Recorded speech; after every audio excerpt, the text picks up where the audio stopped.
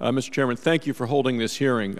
I think the headline from yesterday's Wall Street Journal tells it all. It says, U.S. was not ready for major oil spill. Despite mature offshore operations, Gulf crews are improvising with chemicals, protective boom, and outdated maps. Outdated maps. Today is day 36. Oil continues gushing into the Gulf. No one is really sure how much oil is leaking. We were first told it was 1,000 barrels a day. Then it looked like 5,000 barrels a day. Now scientists say that the number may be much higher.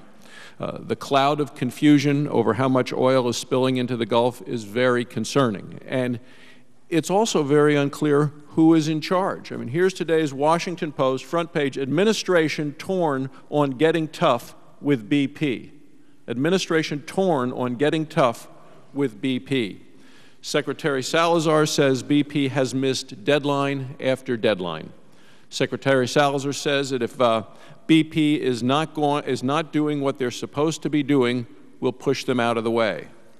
But just yesterday, the Coast Guard Commandant, Thad Allen, said to push BP out of the way, it would raise the question to replace them with what? And that's why it is hard to tell who is in charge. The response seems to be delayed. We've tried many different things, from the top hat to the junk shot to the undersea straw. During testimony just last week to this committee, Secretary Salazar promised that last Saturday or Sunday, triggers would be pulled to try the dynamic kill. Saturday passed, Sunday passed, no sign of a dynamic kill. So 36 days, still no solution. The American people want to know if the administration is dithering while U.S. coastal communities are engulfed in oil. Public anger truly is growing. The American people are angry at BP and angry at the administration. The administration's confused response stands in contrast to public anger. The administration likes to say that it will, quote, keep the boot on the throat of BP. Well, it's time to use the other boot to actually stop the spill. BP clearly bears the brunt of the responsibility for the spill. BP is responsible for paying for all of the cleanup, regardless of cost. But the White House and the administration has some responsibility. There are lapses in regulatory enforcement. The second story on the Washington Post today. U.S. Oil Drilling Agency ignored risk warnings. Officials bypassed laws protecting environment, documents show. So the spill occurred in federal waters. The federal government owns the underground oil. So my question, Mr. Hayes, at what point does the administration take complete control to protect our communities and our coastline?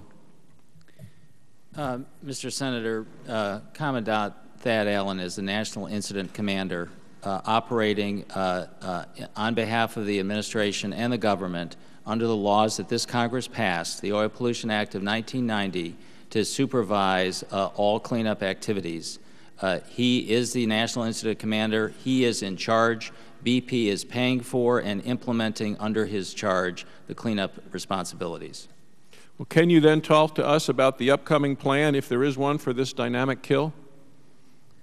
I can. Secretary Chu is in Houston as we speak. Today, the final preparations are being implemented for a dynamic kill attempt that if today's procedures go well and the pressure testing proves sound, a decision will be made late tonight or early tomorrow morning to attempt the dynamic kill tomorrow. Thank you, Mr. Chairman.